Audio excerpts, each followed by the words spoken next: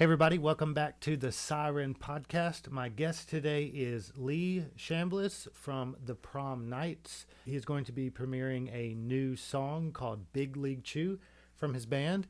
That is going to be available everywhere today on Spotify, Apple Music, all those different places. You can actually use it as your background on TikTok if you're into that kind of stuff. So I had a great time talking to him about guitars and the music scene and how they got started and all kinds of great stuff. He's a really awesome guy to talk to. Without any further ado, Lee Shambliss from the Prom Knights.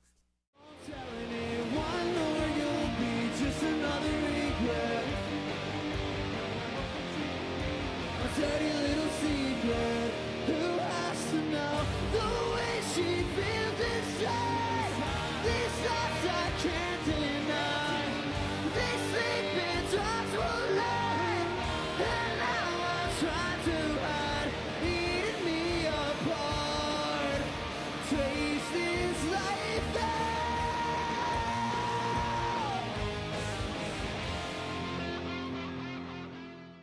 All right. Hey, man, thanks for coming on the podcast. How you been doing? Good, man. How are you? Doing great. Still working right now. I'm considered essential, so Yeah, same actually. yeah. Don't you actually work? I think I remember seeing you at Southern. Are you an IT guy? Yeah, well, IT is very loose. My department's under IT. Like, it's funny, people that I encounter on campus, like, people I see at shows and stuff, they'll send me a message like, hey, man, my Wi-Fi is not working. Where I'm like, I don't really do that. I actually do audiovisual tech, so like classroom technology, run sound at the games and stuff like that. So I'm still considered essential because we do a lot of web conferencing stuff. So a lot of the back end stuff we're doing that from our homes. But essentially, after that, I mean, most of our stuff is like most of my department is fixing projector issues, connecting laptops and stuff like that, helping out professors and students. So. Yeah, they went to when I first started there. They had just gotten all kinds of new, like where they can circle things on the board and all kinds of stuff. And pretty much every class they were calling somebody or trying to figure out how to make it work. Because I mean, I guess a lot of the teachers are older, but yes, we call that job security. There's quite a few individuals that they should just like teach in a meadow or something. Yeah. So, out of books and nothing against them. They're chalkboard. Great teachers. They're great teachers and like that. Love them to death. But man, like they're just technology is not their friend. So but that's what we're there for. So that's again job security. You want to know my opinion on older people not knowing how to use technology? Okay. Let's hear it. So like little kids can use it and stuff, but somebody in their 50s or 60s has been around since the beginning of technology. They've had longer to learn how to how to figure out technology than someone my age or someone in their, that's 15 or 20. So right. They have no excuse not to know how to use email and web conferencings and stuff. Yeah, I mean, I guess that they're just like stuck in their ways or whatever. I mean, that's it. Like I catch myself because like I'm starting to get, older. I try to hide how old I am, but I see it, especially now with like TikTok and Snapchat and stuff like that, the newer social media mediums. I don't get it. Like, I don't understand it either. I just don't get it. Like, I've tried to make TikToks that is I can use, I can use Premiere. I can use, all kinds of recording technology, all this stuff. I can't make a TikTok to save my life.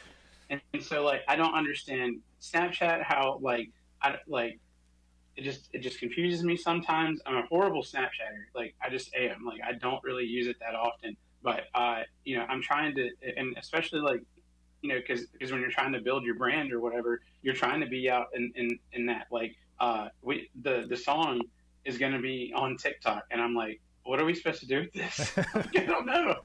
Like, we're supposed to do a dance? I don't know. I don't get it.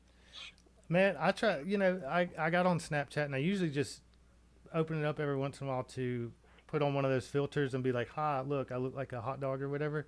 But somebody one time was trying to be like, hey, man, add a friend. I was like, how do you add someone? And I could not figure it out. And then somebody was like, oh, you got to scan this QR code. I was like, man. Yeah. And that made me feel very old. And I didn't think I I was like, man, I'm not going to be that guy that gets old and Yeah, doesn't I understand can. things. I catch myself when I'm in the middle of it. I'm like these kids with their snaps and the TikToks and all that. I catch myself. I'm like, all right, you gotta get to their level. There, you don't be the old guy. These So damn yeah, kids on my lawn playing their right. loud Yeah, music.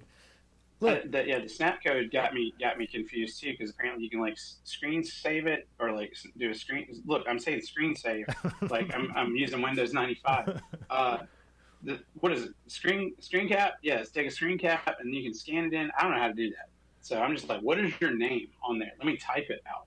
So I'm telling you. Look, this is when I started when I really felt like I was out of the loop because I feel like I'm up to date with most of the internet. You know, I use Reddit and Facebook and Instagram and know how all that works.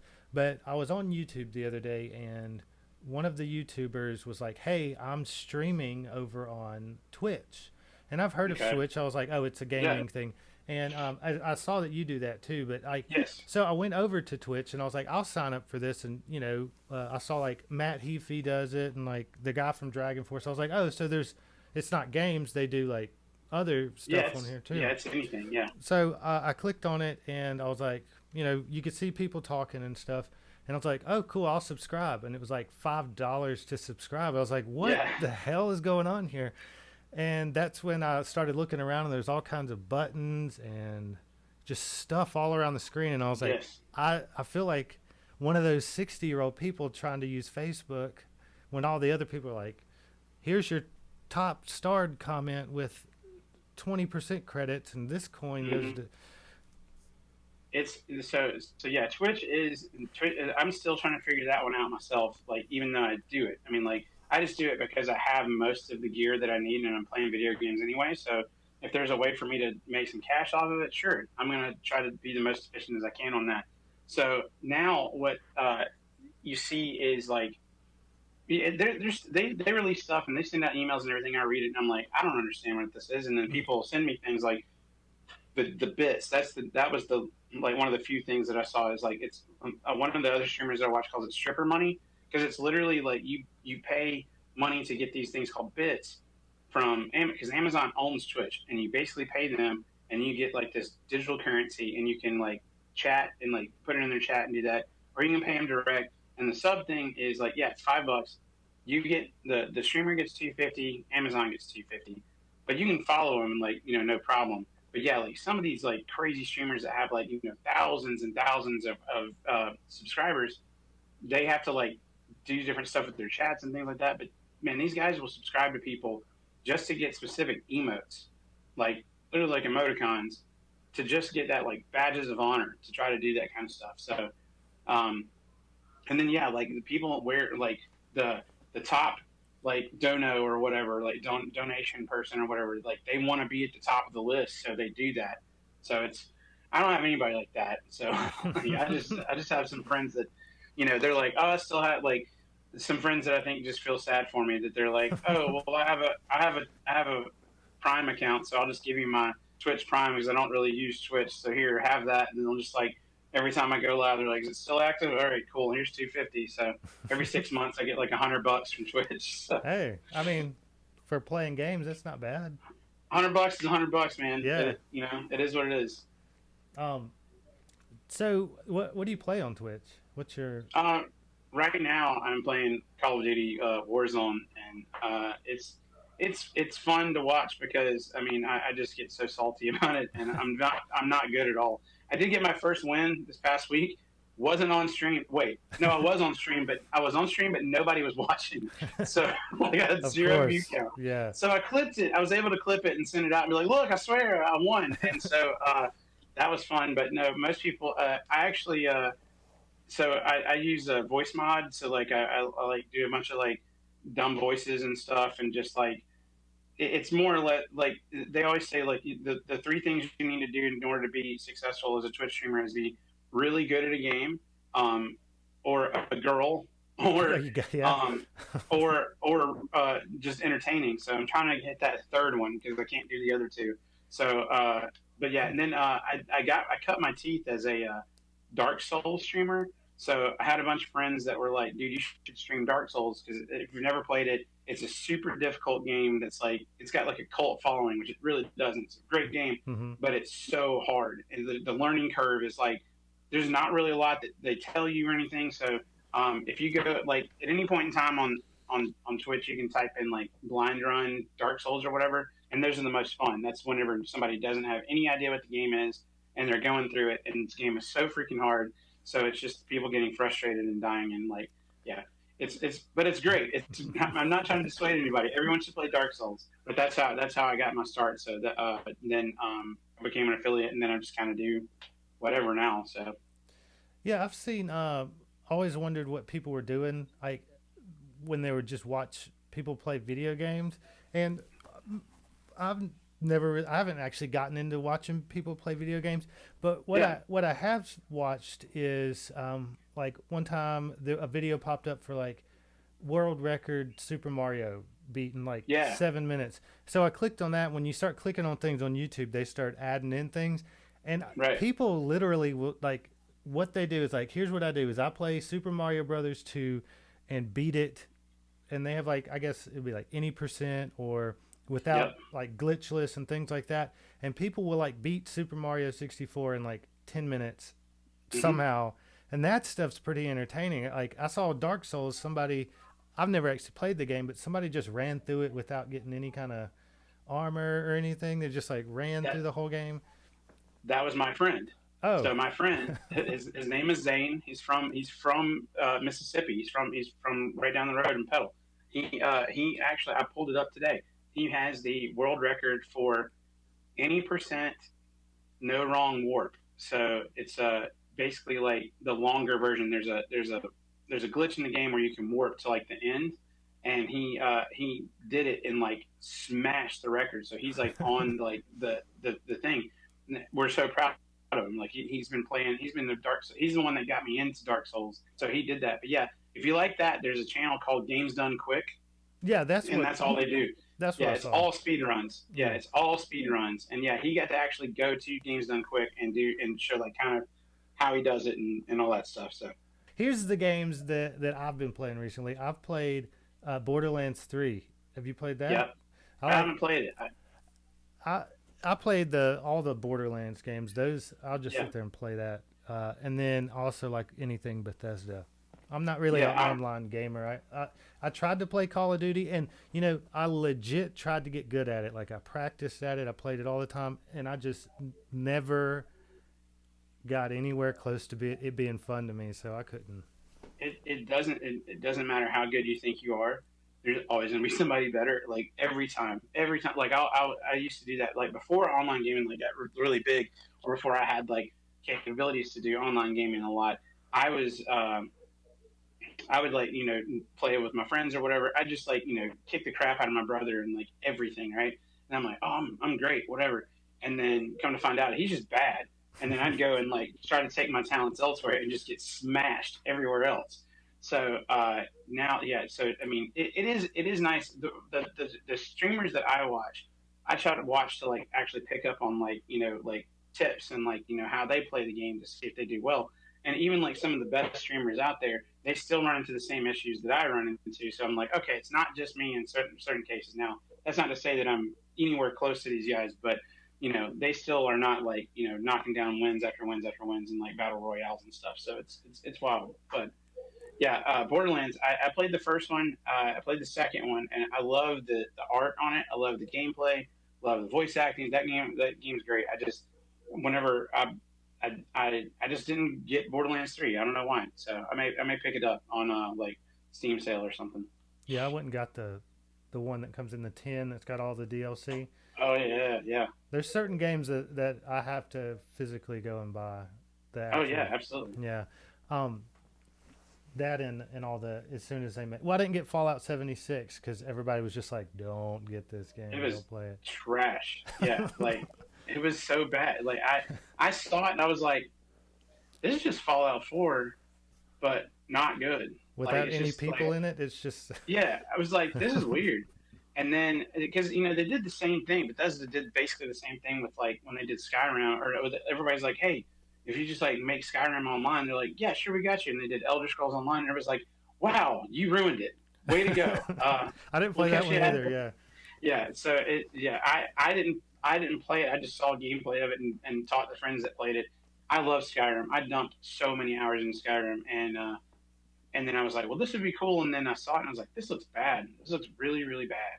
Hmm. So just stick to don't just, if Bethesda could just stop making online games, that'd be great. Yes. That'd be fantastic. Just make single player games for one person to sit down and play. That's what they're good at. That's what they need to do. Mm-hmm. Yes. So 100% agree. hopefully the new Elder Scrolls. Well, I assume that's what it is. They teased something a year or so ago about a new Elder Scrolls. Yeah, I forget what the name of it is now. It's something like Elven Haven. I don't even remember. It's something like that, but it's something like arboreal. Sounds like. Yeah, something from Lord of the Rings, pretty much is. Yeah, exactly. Yeah. So I noticed the guitar hanging on the wall back there. Is that a Kiesel guitar? That is a Kiesel guitar. So absolutely. I have been curious about these because I've seen a lot of the online guys using Kiesels, and I looked into them, and I actually saw a video where maybe it was Premier Guitar walked through their factory, and they were like, I get the best woods because I pay them on time, and like they kind of went over. And how do you like those? I mean, is it worth Glad it? you asked. Yeah. Because I can take an entire episode to talk about this. Hold on one second. Go ahead.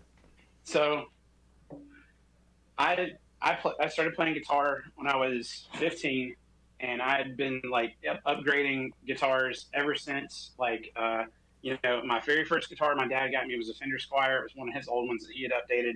And then the next guitar I bought with my own money was a Mark Tremonti PRS SE. Love that guitar. As you can see, that's probably, you see I've got a certain style. Mm-hmm. And then I got, over the years, just bought and traded, sold, whatever, all kinds of different guitars.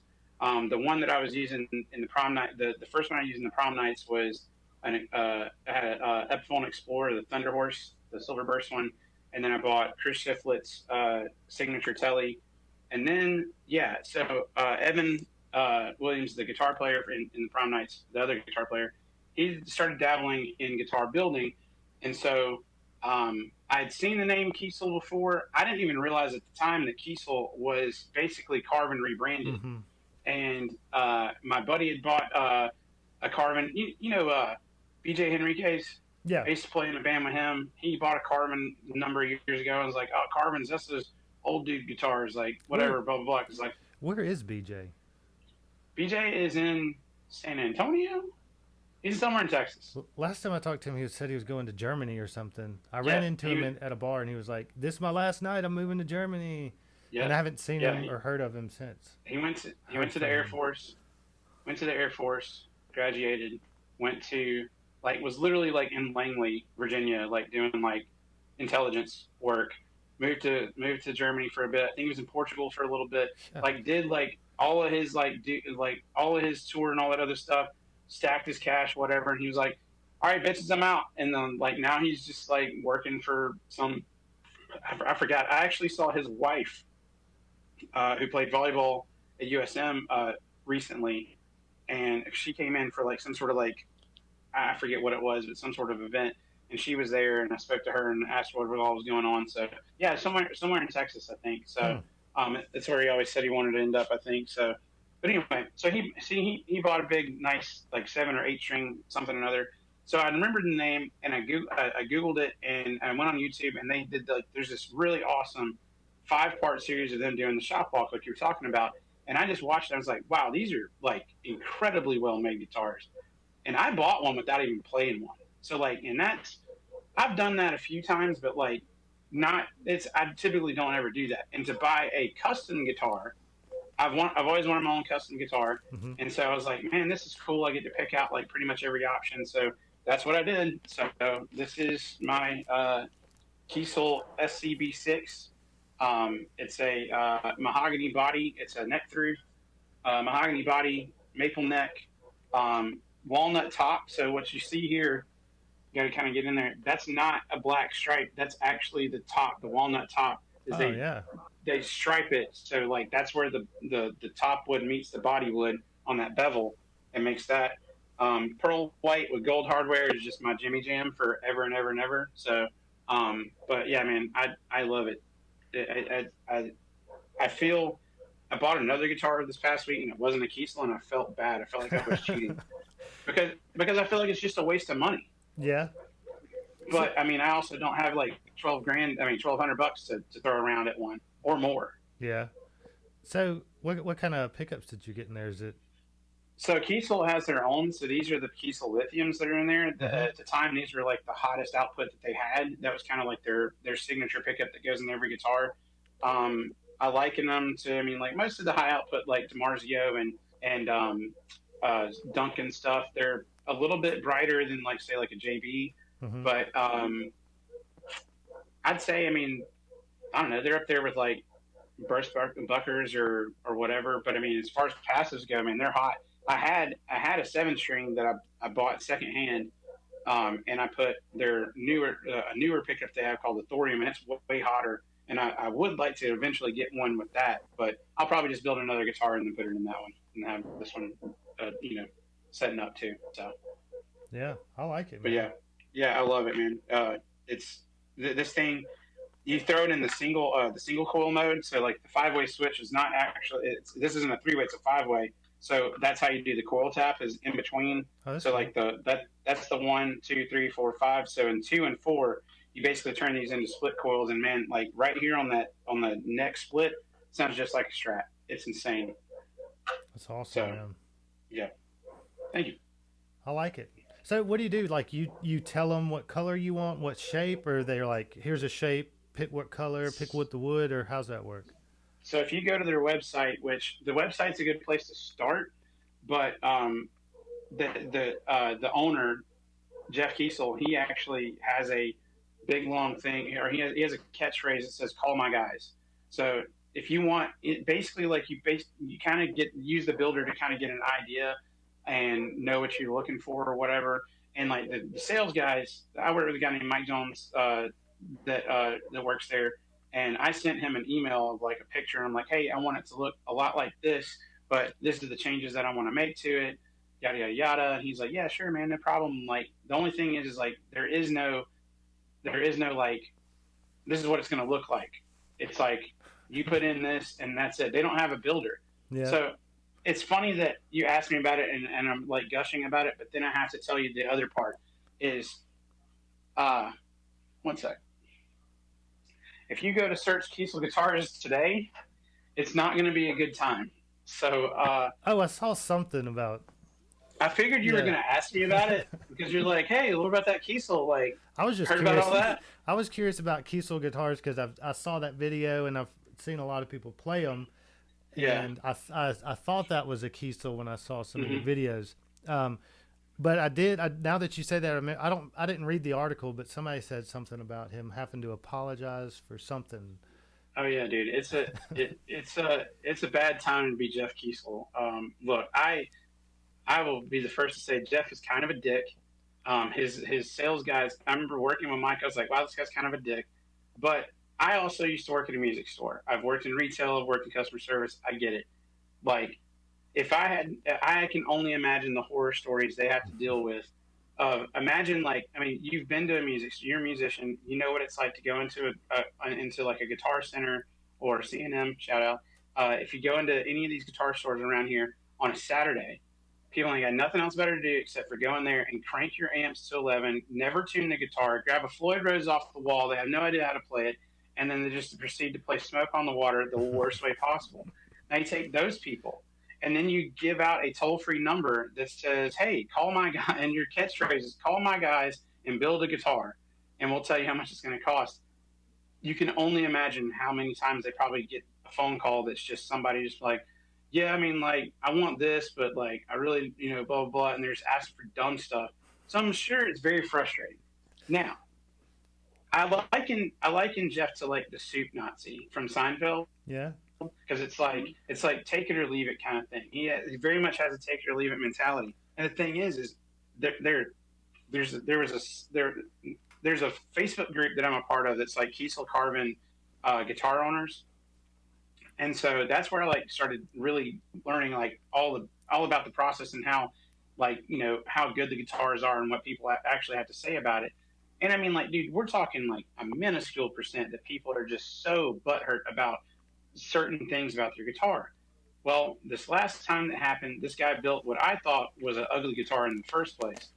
And then he wanted a roasted maple neck and a roasted maple fretboard, and he got it, and they didn't match. Now, woods woods are different. Like, I mean, you can get the same piece, you can get off the same blank and roast them, and they may change a different color. They're not going to match, depending on how much sugar is in the wood. It's just the chemistry of the wood is going to change. That, until you even put the tone oil on it and finish the guitar, you're not going to know what it's going to really look like. So this guy like calls Kiesel, blah blah blah. Jeff's still like, I mean, this is all in the middle of COVID and all this other stuff too. And so they're still churning out. Like, imagine owning a premier guitar shop, and then like your busiest time's tax time, and everybody's got stimulus money, they got tax money, all this other stuff. And of course, if you give a guitar player $2,000, what are they going to do? They're going to buy another guitar. So he's just got massive amounts of orders. He's trying to like keep up and like stay current and all this other stuff, and he's basically losing his mind. And so all this stuff comes down. The guy posts in the group about it and saying all this stuff, and everyone turns on Jeff and is like, "This is bullshit. Like, he should fix this," because it says like there's lots of options that are like non-returnable. You can build like just a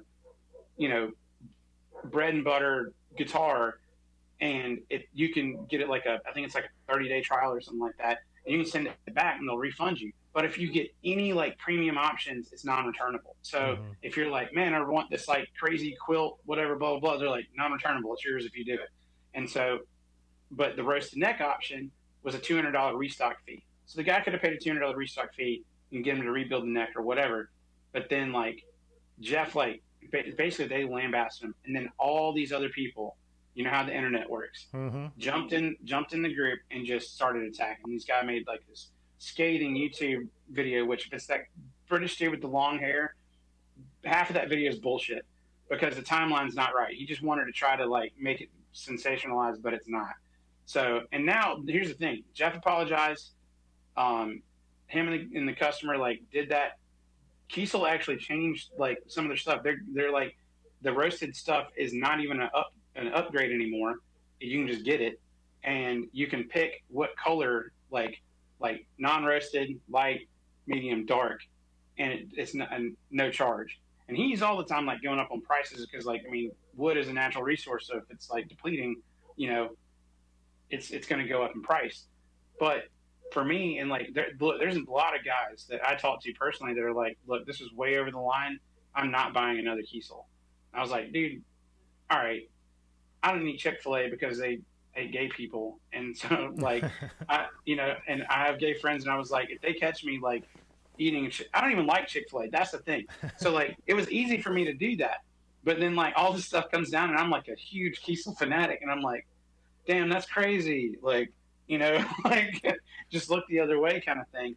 But I was also like it was like 50% wrong for both of them. Jeff as a business owner shouldn't have handled it the way that he did, but also the customer should have had a little bit more expectation and realize that if you order this stuff, here's the policy clearly spelled out. Any custom, pretty much anything you get, if you order like a custom set of like chairs or something, and you're like, I want my name engraved in them, they're going to be like, well, like they're yours if we get them, if you, just because it didn't come out exactly like you like. I could get it if he got the guitar and it was like cracked or something, but the internet likes to believe whoever posted the story.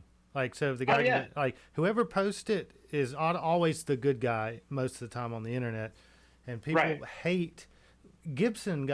I don't know if you're for or against Gibson. I'm all about Gibson, but Gibson got a lot of shit for saying don't take our copyrights, and people just hate popular things that they can't afford sometimes. I don't know if that's what it is, or I don't know. Oh, well, most of the people that were coming to the forums that were talking shit were basically people that don't even own Kiesels, that never played a Kiesel, or just coming to stir shit up or whatever.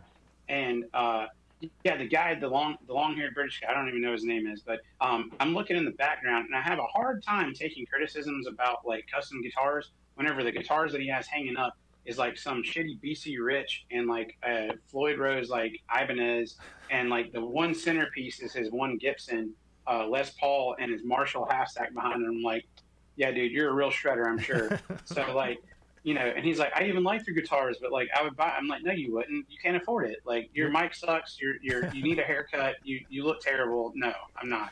So like, don't. And he's just kicking the dude when he's down. And yeah, I don't get it. No, Gibson. The thing, because yeah, like there's a big like Kiesel Gibson war of like the Ultra V about them like stealing it or whatever. Yeah. And look, again, I'm a Kiesel fanatic. Their California, what is it? California card top. That's a Les Paul. Their Delos. That's a Strat. The SCB6 is a copy of a Strat. I mean a Tele and a Les Paul. The Solo is a copy of a Tele. The California. No, what is it? California single cut is the Les Paul. California card top. That's PRS. I mean, like, you can't. And he's like, I don't look at other guitar builders. Okay, so you've never seen a Strat before? Because really? that's like Sir does. You go to NAMM. You go to NAMM every year. Yeah, dude. Like, I mean, like G&L. I mean, like we all know the story. Like, Leo Fender, G&L, all that stuff. CBS, like, I mean, all that. Yeah, exactly. It's all supposed to be like, okay, you can change these parts out or whatever. I get it, man. Like, that's fine. If you think that your guitar is that much different than everybody else's, whatever. But I mean, the reason why everybody likes Kiesel and Carbon for the most part is it's American made, and good luck getting those options on a PRS, on a Gibson, on a Fender for the same price. Yeah. And going through the custom shop or whatever. So that's the big thing. That's the main reason why I went with them.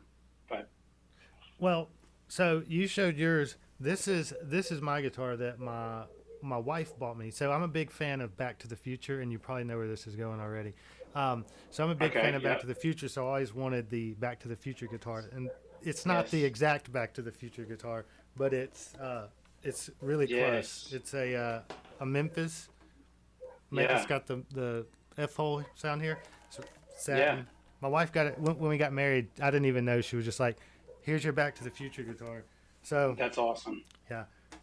I'm a Gibson guy. That's what I like. Look, I think I'm just mad because I can't make them sound good. I love Explorers. Mm-hmm. Like, Explorer is one of my all-time favorite guitars. Not a big fan of SGs. I thought I was going to like them, then I played one, and the neck dive is just way too much for me. Yeah, it's pretty bad. I've owned a Les Paul, and I couldn't make it sound good. Evan, our guitar player, he plays a nice. I love the look of it. That's the thing. Is like my buddy had I played one at a store, and it played like I played first acts better than this guitar, but it was an all walnut SG, and it was so terrible. Some of them suck, and some of them are good. Yeah, I got lucky. And also the neck is like a Louisville Slugger, like it's just huge. Oh like, yeah, it's a baseball bat. Yeah. So, but Evan, he plays. He has that. When they did the Guitar of the Week a few years back, he got the Silver Burst, the custom Silver Burst, mm-hmm. and he's had that, and he made a sick. This is probably a number of years ago. I got my key. I can't remember if it was my Kiesel or if we were just talking about like we didn't like the gloss finish, and so his is like Silver Burst on the back, the beautiful Silver Burst, whatever. He takes a Brillo pad to the back mm-hmm. of it, takes it down to the wood. I was like, dude, you have like, I was like, do you know how much that guitar costs? Because when his dad bought it for him brand new, he's had it since he was like a teenager. And I want to say like at the time when they bought it, it was like maybe $3,000. And now this guitar is worth like twice that.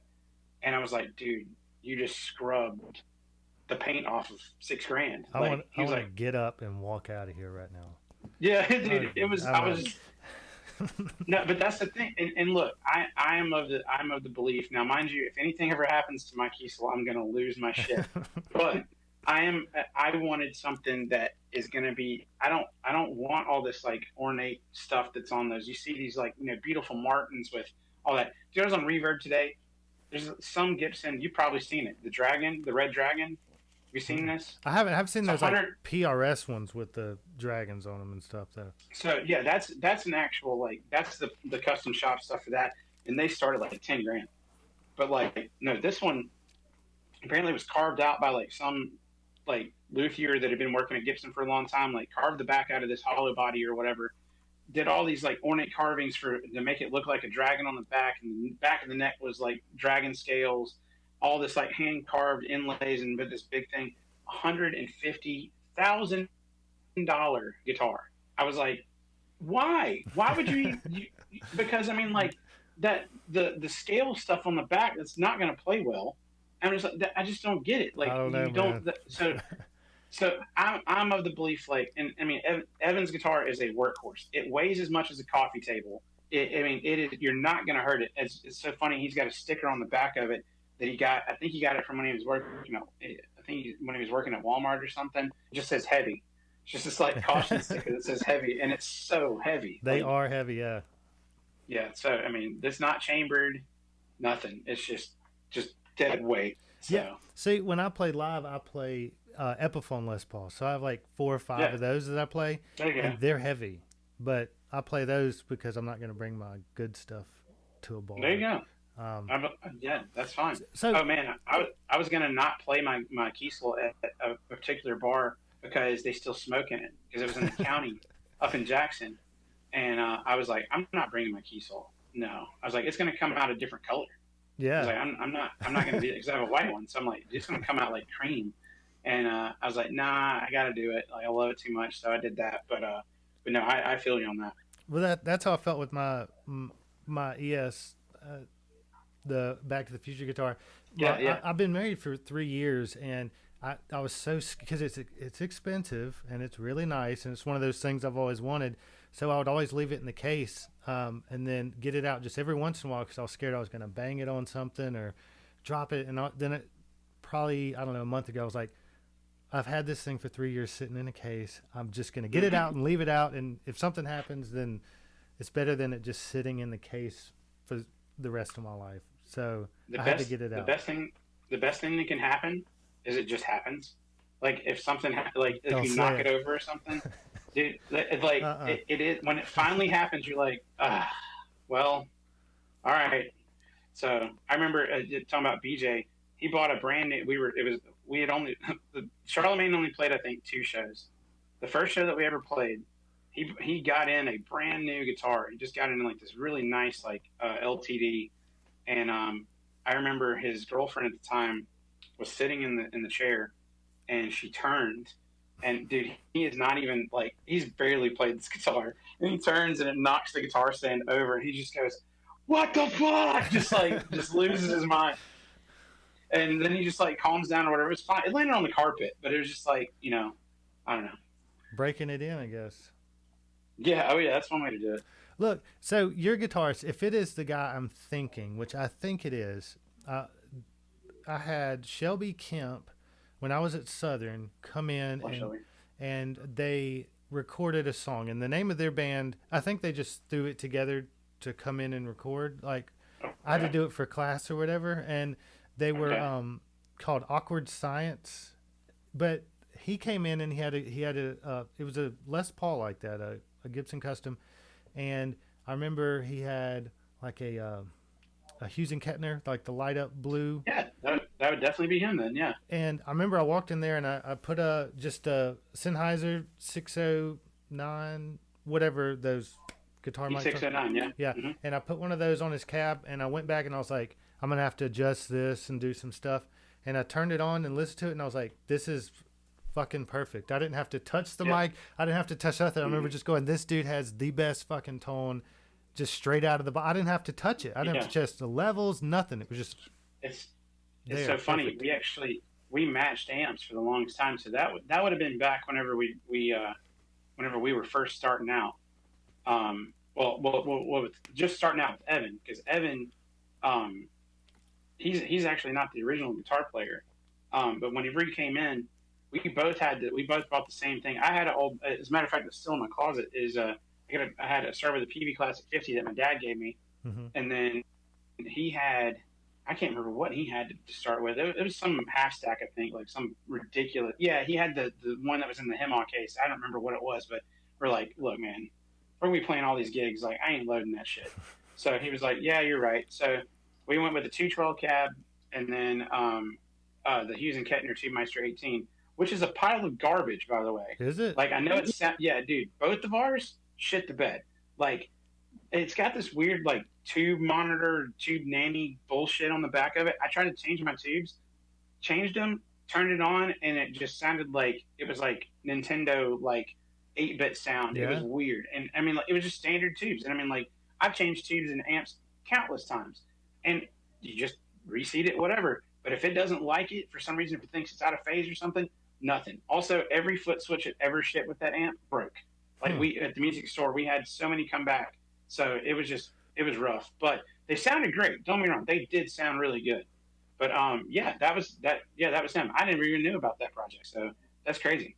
Yeah, I don't know if it was something they were doing. I still have the recording somewhere, but Yeah. they just came in and played. One song was theirs, and they played like a John Mayer song Okay. and something else. I think. Okay. It was pretty sick. Nice. Well, now I know. So, See, all right, what now? were you in the EI program? Yeah, Okay. Were we in the EI program at the same time? I don't know. I don't. Okay, so I went. They didn't have that there the first time I went through, and like that, I still have not graduated because I'm lazy. Yeah. But because I even get free classes because I'm an employee. But like I do the job of what I would be going to school for, so it's kind of weird. Yeah. But I should just do it anyway. But I even said I was going to do it this semester, and then like I'm glad because like the COVID thing happened. I'm like, oh well, never mind. Oh, So, I guess I'll have to wait till next. yeah, year. so Yeah. right, yeah. So but no, I started working there in 2012.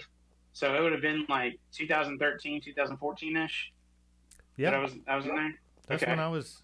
I don't remember when I graduated, but it's around that time. Okay. Yeah, it Yeah, was. so- John Pluscoda was running it, and Jeff Still is. Rossier. Jeff Rossier. Questions, comments, or casserole recipes? Yeah, and the cat with laser eyes. And the cat. Yeah, Yeah. cat with lasers. Yeah. Yeah. Yeah. I guess I That's just crazy. never had a class with you or ran into you. I think. Well, now that I think about it, man, I think I've seen him around or whatever. Because like Will Foley. Will Foley actually ended up working with us for a little bit, and then Joel Gillespie works with us too. And so Will was in there. Will graduated, I think, right, or he was in there, and maybe he graduated later on. I don't remember, but like I met Will a couple of times. So. I sat next to Will at the graduation, so we graduated at Oh, the same okay. time. We ended up Nice. sitting next to each other somehow. Cool. Yeah. Yeah. Yeah. That studio is interesting to say the least. Mhm. It's the noisiest studio I've ever been in my Yeah. entire life. I So- spent like I had where he made me like a studio manager thing, and it was like it gave me credit Yeah. to like, so I'd have like a class where I'd go in there Mhm. and just I'd clean up and organize things and read, set up all kinds of stuff. So I would gladly do that than have to sit through Collegium every semester. Hmm. God. And That- see, that screws me up because I can take 3 hours during the day and 3 hours after hours, but because like that's the max. So if I burn one of my night classes to take Collegium, that's 1 hour. Then I can't take a 3-hour class. I can't take a regular 3-hour night class to do that. Hmm. So it would just screw me up. I'm like, yo, let's go to. Can we just like? Can I give like a tour of the stadium or something, and I get practicum hours or something for this crap? Like this is ridiculous. So, but yeah, it was fun, man. I still need to finish it up. Now they've started incorporating more stuff like where entertainment industry is now. You don't have to get the minor anymore. There's a bunch of like mass comm and journalism stuff that you can do. So like graphic design and video and audio editing, which I think is fantastic. I wish that they would be able to do some stuff with like stage lighting too, because I think that's a big proponent of that. Like I think that Yeah. there's a lot of work for lighting versus like everybody wants to be a studio engineer.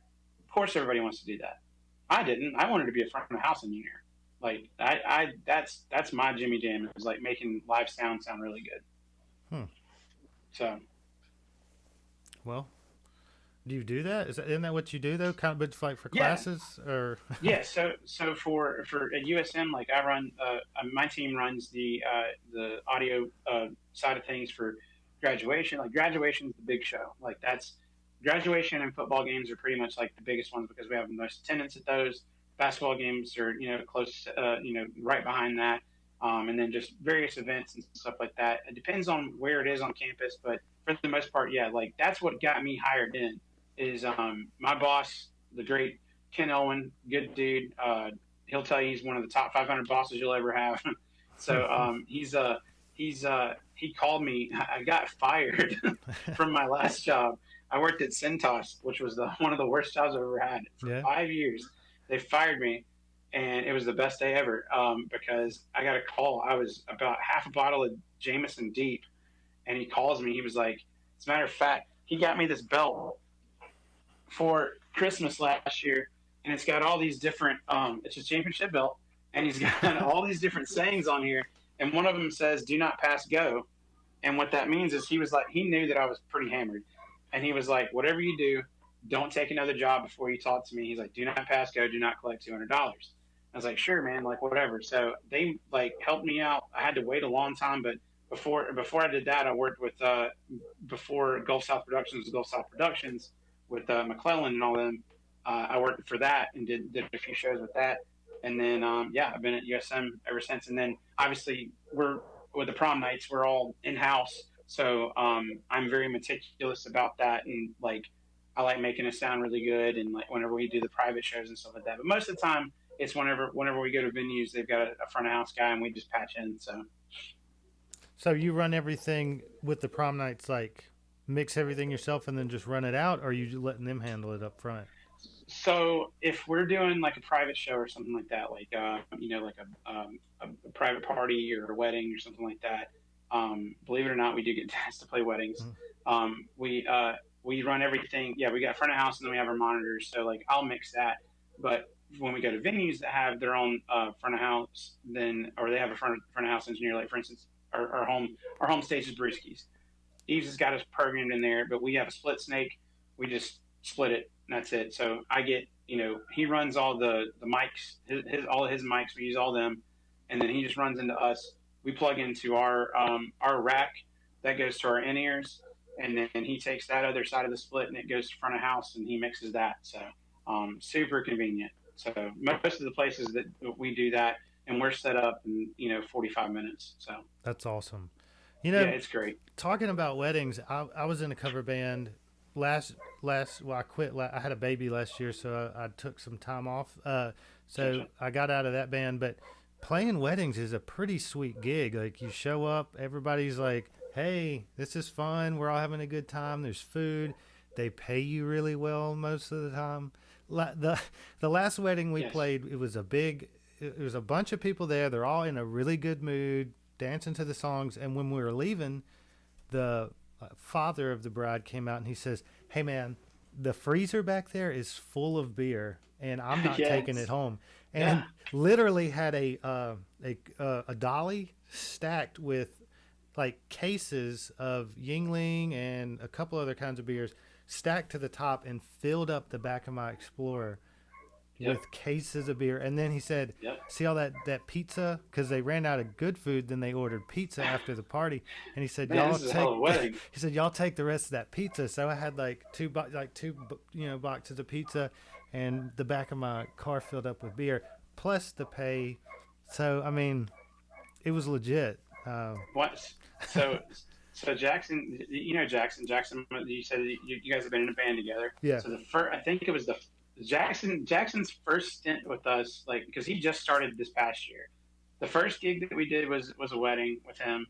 That one was really fun. They were just ready to go. Like they stayed the whole time.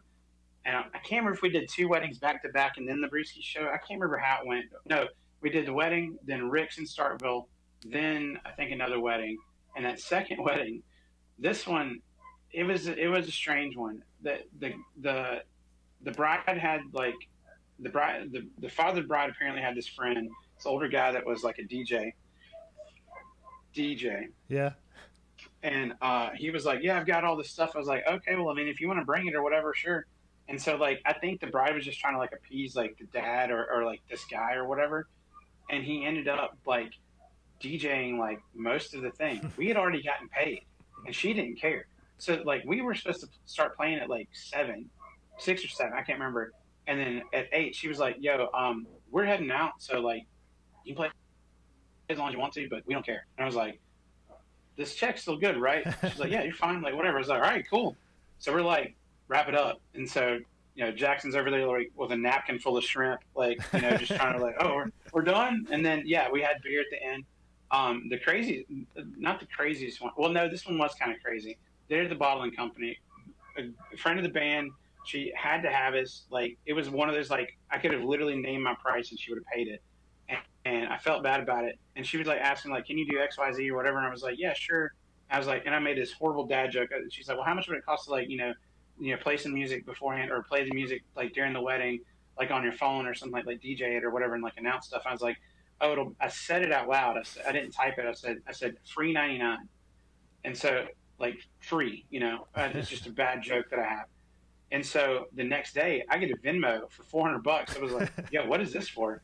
And she was like, "Well, you said it was $3.99, so I just wrote it up." I was like, "No, free 99." So anyway, we show up. She's a huge like pop punk fan, whatever, and half of the family is like Baptist Costal or something. So there was no drinking until like the second set. So the first set is just like a paid practice, and we're just like, "God, this is really a drag." Yeah. And then like after all that side of the family leaves, they're like, "All right, the bar's up," and it's like, "All right, cool, play, don't trust the hoe or whatever, like play whatever you want." And she came up and she was like, she came up and she was like, "Hey, do you guys know any AFI?" And I was like, "No, we don't." And then my bass players, I called him by his real name on stage accidentally on the live stream, but Mr. Incredible, Skippy, whatever you want to call him, Skippy starts playing the bass line to Miss Murder. And I was like, "Oh shit." And I was like, "I think I remember how to play this." So we just did like the chorus over and over for like 2 minutes and they were ecstatic. They loved it. That's all they want to hear is the chorus. So. Yeah. Apparently, like her and like one of the bridesmaids was in one of the. They were in an AFI video or they were in a Panic at the Disco video. I can't remember, but that was the 2 songs we had to play, and I was like, "Okay, no big deal."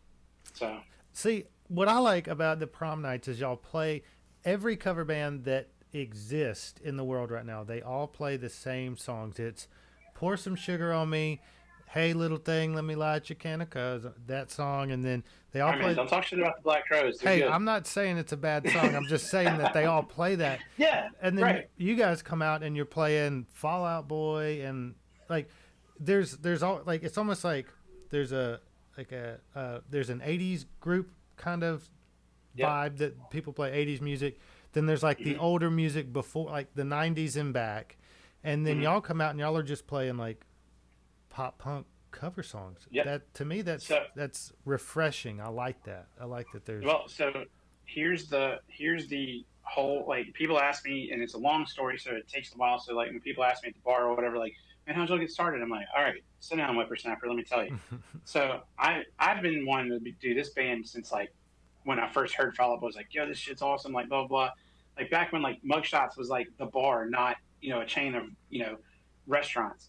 That little tiny place on 4th Street? Yeah, the one that was in the corner that burned down. Yeah, I used to go there. My buddy's band used to play there. I learned everything about how to put on a show from my buddy Adam McAdory, who plays in Hillcrest. I used to be their roadie, just going and drinking on their bar tab on the weekends and just hanging out with them and being the unofficial 5th member. He would like throw his guitar at me. I'd play like I forget what songs it was, but I would gig crash with him all the time. So anyway, You're from the Laurel area, right? Mm-hmm. Yeah, so you remember Brad Wells. Yeah. Me and Brad were like thick as thieves. Hang on. Go ahead. Yeah. We'll pick back up. Hang on 1 second.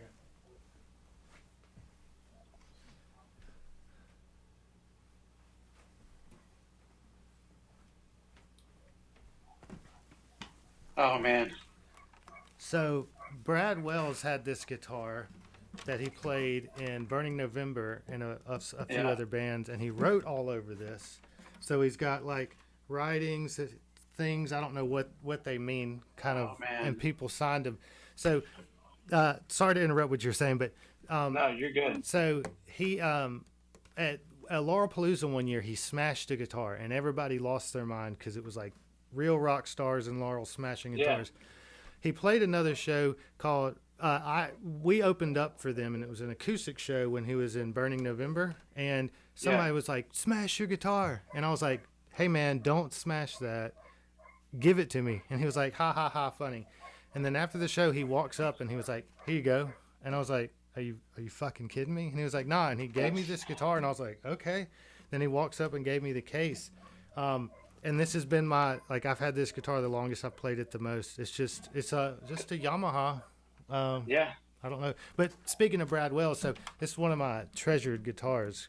man. Yeah, Since he's yeah. no longer here with Never us, get but so that. Yeah, never get rid of that thing, man. That's amazing. That's yeah, awesome. I love Yeah. it.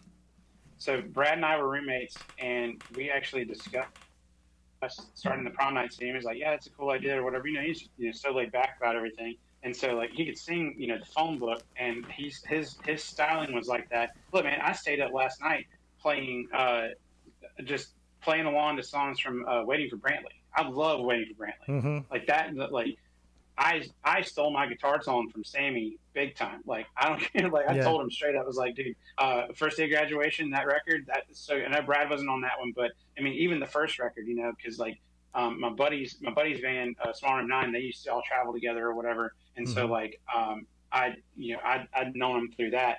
But yeah, so me and Brad were supposed to do that, and then some time went by.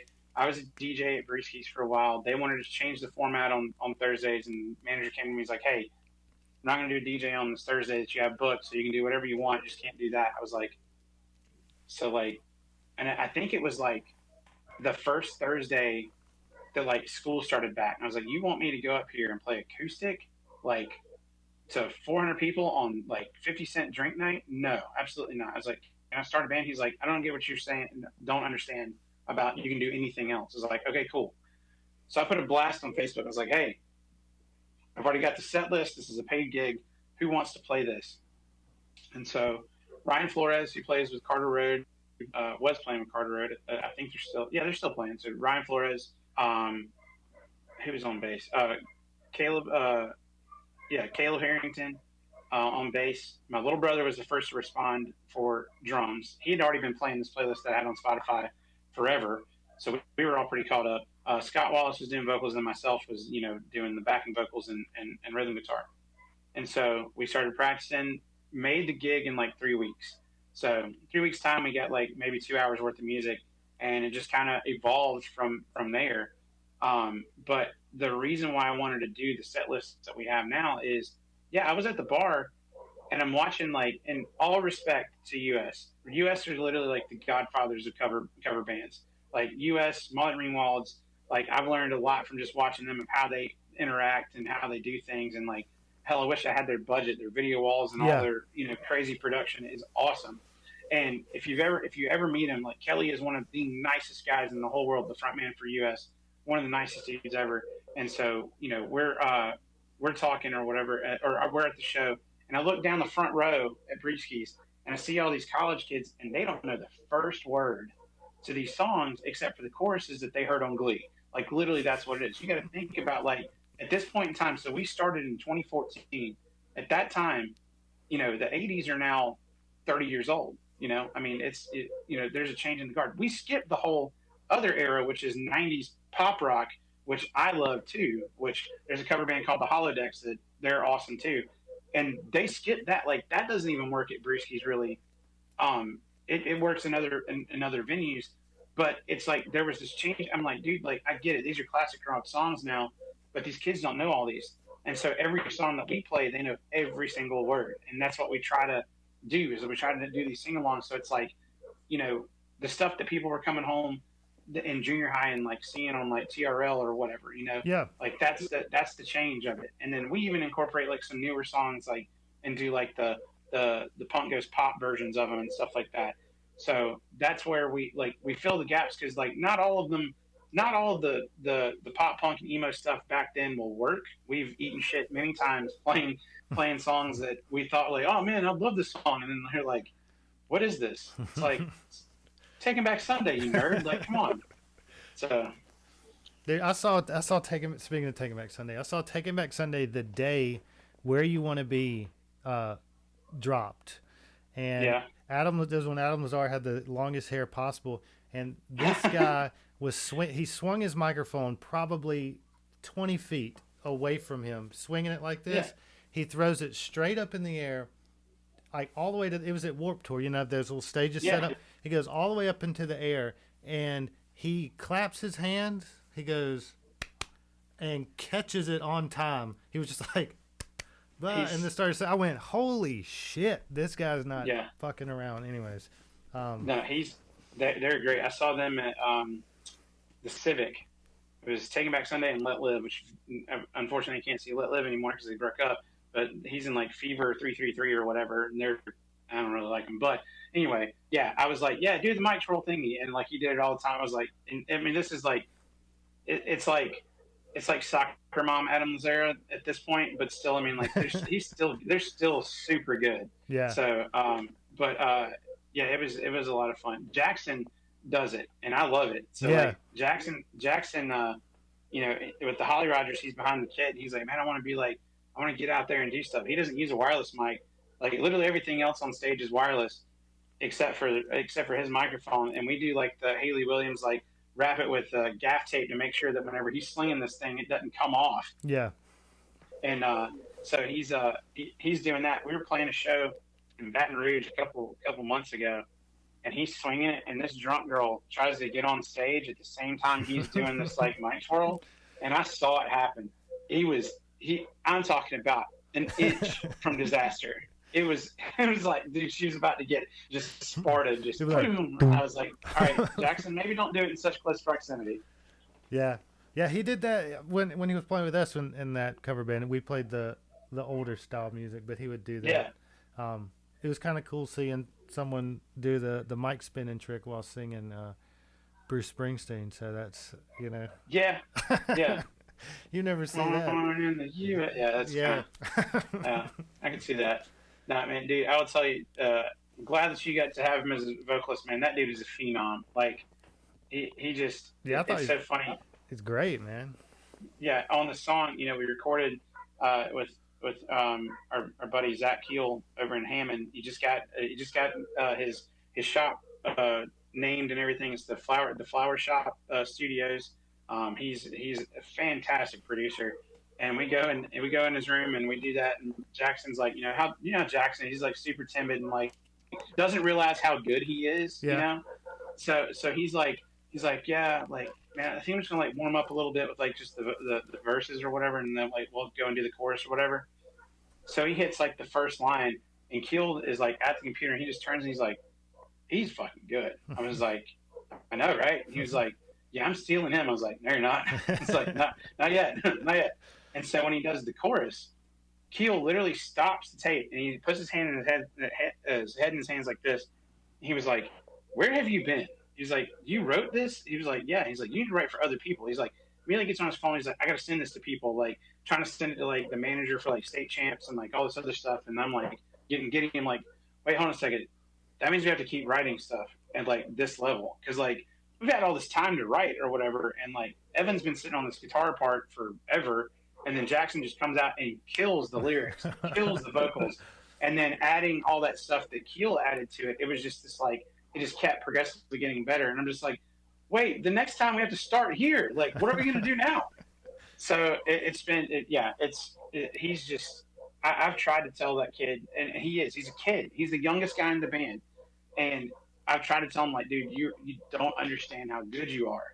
Like, you just need to take care of your voice, and that's fine. And I try to help him, like, you can't go that hard for that long and expect to have the stamina to last for a 3-hour show.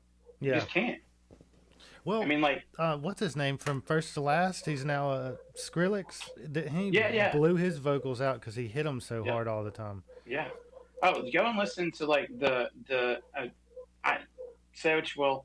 Everybody can say what they will about this band, but go listen to like Avenged Sevenfold. I love the early Avenged Sevenfold, and as it's progressed, it's gotten more like Metallica kind of stuff. In this last record, you can tell Shadows has messed up his throat. Like he has messed it up by just screaming constantly, and it does. It takes a toll on him. Warped Tour actually had a vocal coach that was on tour with all these guys and like I remember watching a video of Matty Mullins from Memphis May Fire about like teaching them how to properly do that and proper warm ups and things like that. And like, I don't do any of that crap. Like, I'm just like, give me a shot of Fireball, I'll be fine. Look, like, yeah. At least I quit smoking. There's that. Yeah, So that's always something to help with the yeah, it did. It did clear it up. I always thought I was like, oh, I'm not gonna have that raspiness. Yeah, well, that's not always good. so, so yeah. Well, so you have a new song out. What made yes. you want to go from cover band to releasing original songs, and are you planning on releasing a full EP or album or something along those lines? Okay. So the idea with the writing thing is we had become successful, quote unquote, by being able to we make money doing this. I mean, we're my dad always said, if you make money at something, that means you're a professional. So I mean, like it stopped being so much of a hobby that it's like basically like our second jobs. Y'all are And so we were successful, doing this. so you don't Yeah. you can go ahead Okay. and say Yeah. you're a successful Yeah. band. I Yes. look. Everybody knows, and I mean, like it's just the way that I feel like that it keeps me in check. Is I tell everybody that like when everybody's like yeah, like they're like, oh, you're in a band, like yeah, and like what's the name of it? I'm like, we're the Prom Knights, we're terrible, like like it's just a reaction because I've always if you keep the bar low, then you can go because like when we Yeah, if you're screw like up, we're like it's like great. oh yeah, like Yeah. if we're like hey man, we're terrible, and then we screw up, they're like well he was right, and then if we do better than that, then everybody's like wow they're really good, so like you You're just not keep the bar terrible. low and you're fine. There you Yeah, go. That's smart. anyway, so we played a bunch of cover stuff. We were doing that, and we just kind of like there's a lot of downtime, because we're very seasonal. Around the holidays, it slows down. In the summertime, it used to be back in the day, and I know you guys had. I think I saw Sammy say that you talked to him. Sammy and them they go down to Key West a lot and Hmm. play down there. And it used to be like, man, the Florida Panhandle you throw a rock and hit a cover band. Like that was the way it was because Hmm. all the bands and stuff. But nowadays it's not the case. They closed down like after the BP spill and a lot of the they were trying to cut down on like the drinking on the beach and stuff like that. They just weren't able to keep up, so they stopped doing that.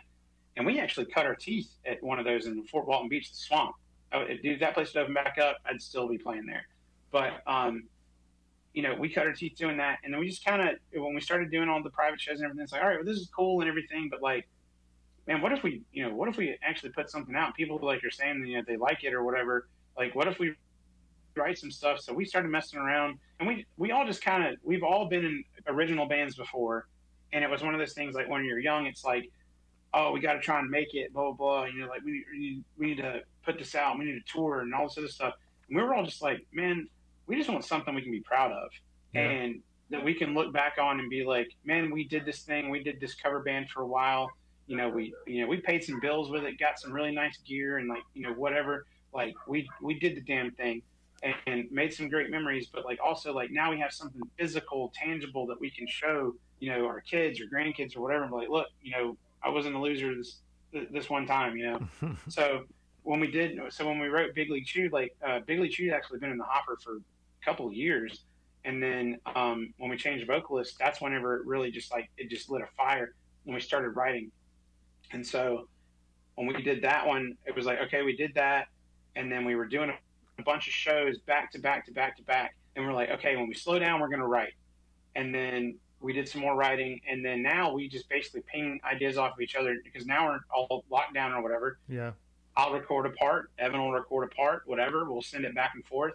Zach will, the drummer, he'll program the drums in the DAW and do that to kind of get an idea.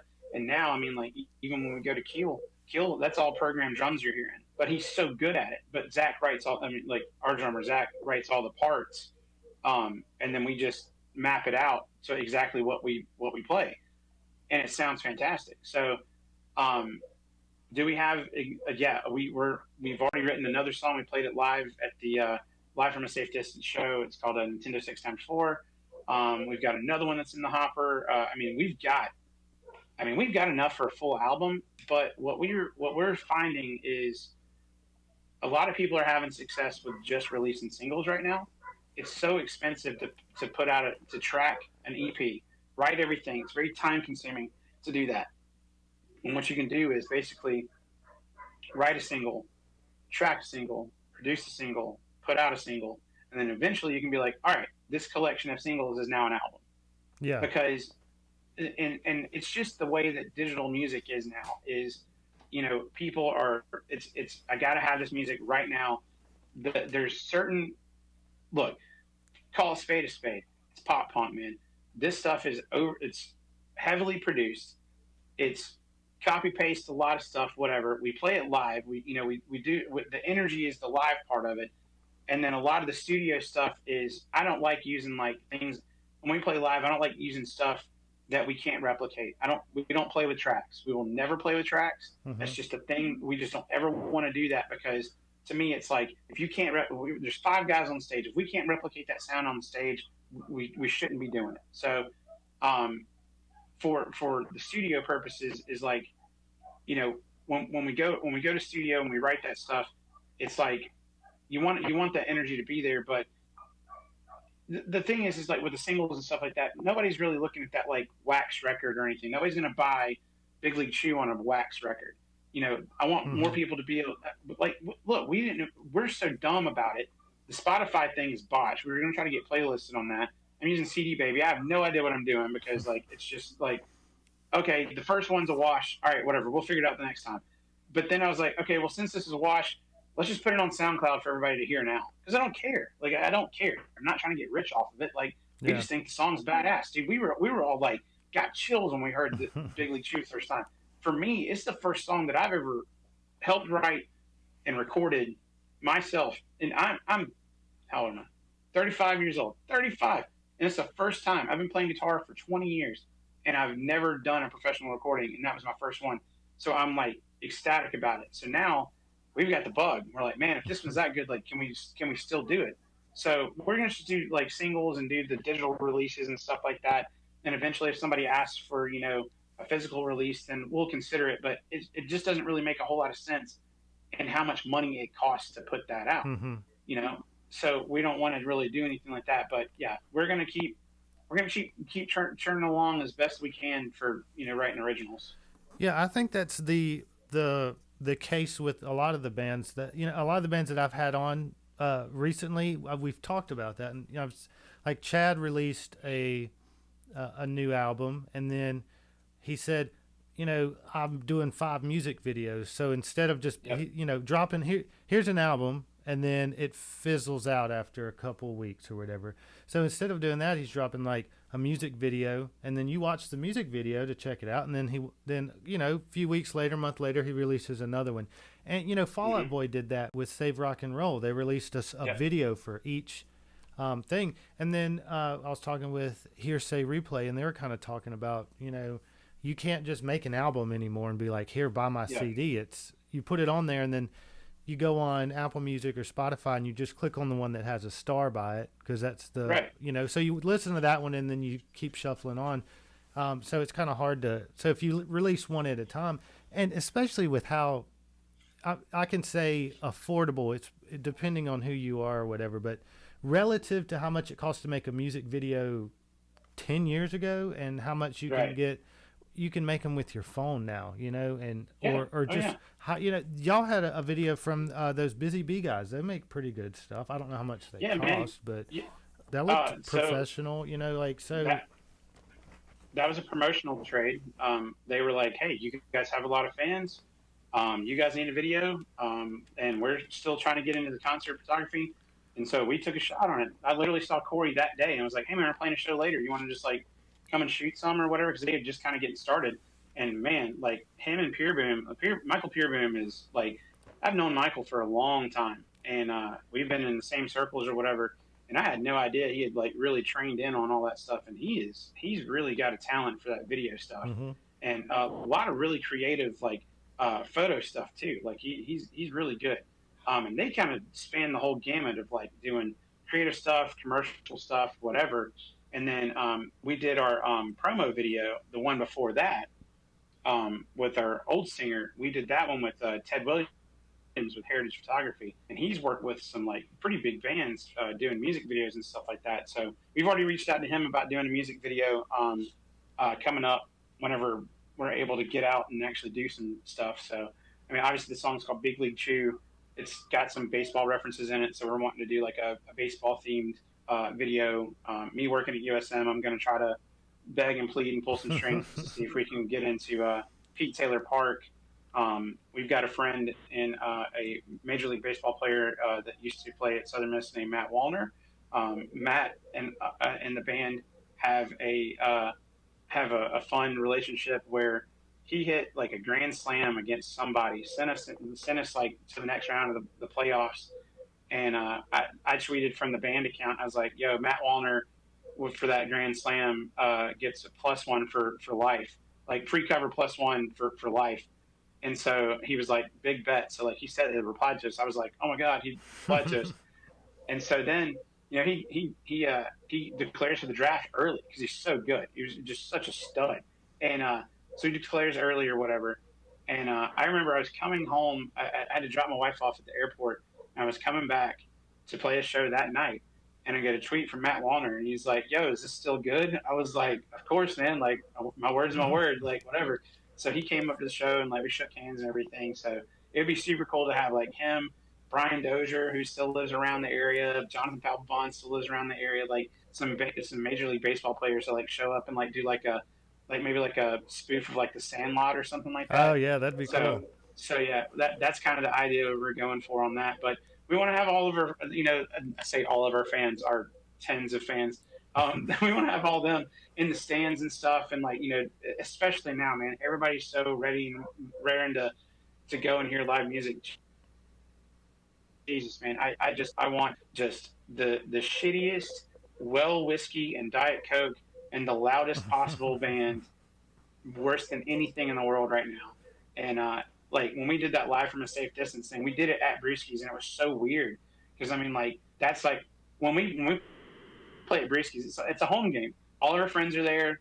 You know, everybody's coming up, you know, talking whatever. We get annihilated drunk. Like it's just like it's a great time. And so we show up, and it's just like us, Stephen Wade Scott, David Gustafson, Carly, and Eves, and we're just like, this is weird. And like, there's no crowd, so you have no reaction, no nothing. You're just like, well, I hope this works. So, yeah, somebody should get something to play for you guys afterwards that just plays. Yeah, the applause lights, applause like, or something. Yeah, the laugh, like the equivalent of like a laugh track. Yeah, that'd be fun.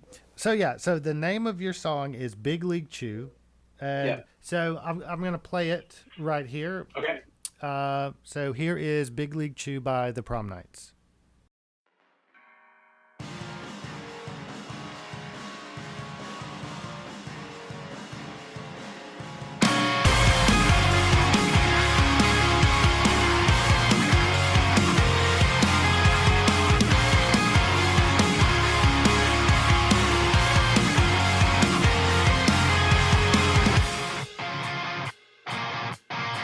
Conversation based on broken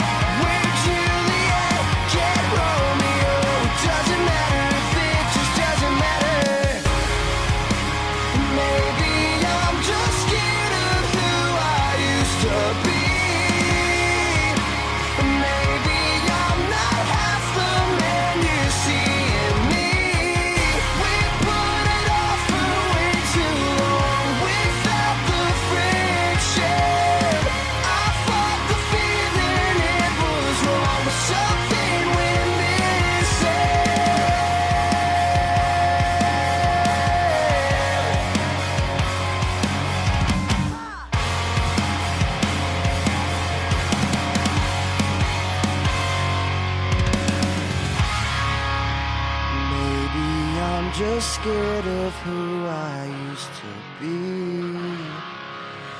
Maybe I'm not half the man you see in me. We put it off for way too long without the friction. I fought the feeling it was wrong, but something when missing.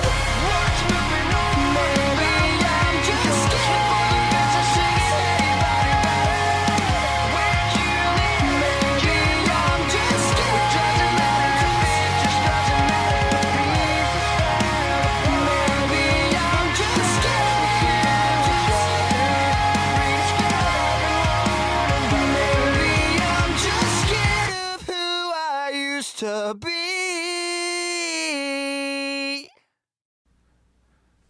All right, so that was their song. It's a pretty awesome song. I like it.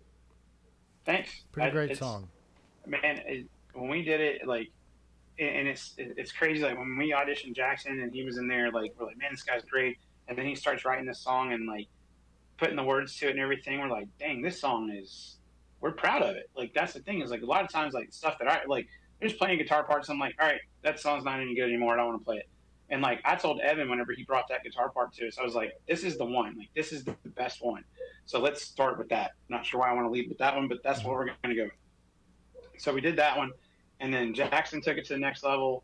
Zach took it to the next. Keel took it to the next level, and then we put it out. And yeah, we can't be more proud. It's so crazy. I've never had this happen in my entire life. Shout out to Miss Frizzle and Riley and a bunch of our fans that have been in the front row gang forever. They saw us live at. We did 2 shows in one day. Played at USM for a football game that day. That night we played at Brewski's, and in that time frame, they had tried to learn as much of the lyrics as possible to Big League Chew and was singing it in the front row. And I was like, dude, that's insane. So then we played at Eagle Palooza. We had a recording of it then because we were on there. And the funniest thing about that is the only recording that we had at that time was at Eagle Palooza. And I don't know if you went to that one whenever Moon Taxi played, but it had to have been 40 degrees or lower that night. And Jackson was sick. I was sick. I was so sick I couldn't sing. So all the big harmonies in that song, they're non-existent because I couldn't sing at all. And Jackson was struggling, so we're just like, God, like the first time we're ever gonna play this song live, and like neither one of us can sing. And so we had a recording of it at that point. The next time we played it, people were singing it back to us, and we're like, dude, that's really cool. That's never happened to me before. So Yeah, that's awesome, man. yeah. I've never had it happen, so. It's a weird feeling. You're like, you like this? Ugh, what's wrong with you? Well, I've had people sing songs. They weren't mine. They were the cover songs that I was playing, but never. That's fine. Yeah. It's close, right? It's right. Yeah. When you're like, wait, where did you hear this? Ugh. You like these guys? Get out of That's my weird. face. Get Yeah. out of here. Okay, so where can people find you at online and check you out?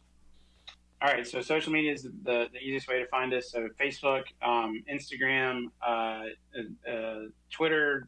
I'm terrible at Twitter, but I try. It's all the Prom Nights, the Prom Nights with a K. I'm sure there's going to be something somewhere that you can just click it, whatever. We have a YouTube thing. There's a little bit of stuff on YouTube.